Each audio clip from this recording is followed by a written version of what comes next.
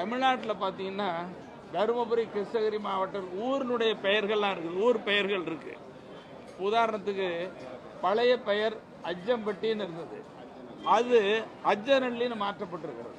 ஆனால் மக்கள் பேச்சு வழக்கில் அஜ்ஜம்பட்டின்னு தான் இருக்குது. பருவதம் ஊர் பேர் பருவதம்பட்டி, இந்த பருவதனம்பட்டி என்பது பருவதன அள்ளின்னு மாற்றிருக்குது. ஆனால் பேச்சு வழக்கில் மக்கள் பருவதம்பட்டி தான் இருக்கும்.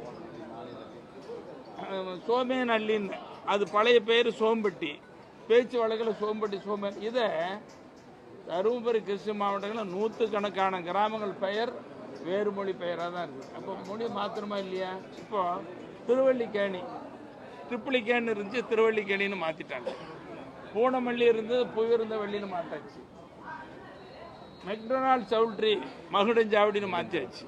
ஆனால் பழைய பெயர் பார்த்தீங்கன்னா ஆண்டிப்பட்டி, புதுப்பட்டி, அன்னதானப்பட்டி, அப்படி பேர் தான் இருக்குது.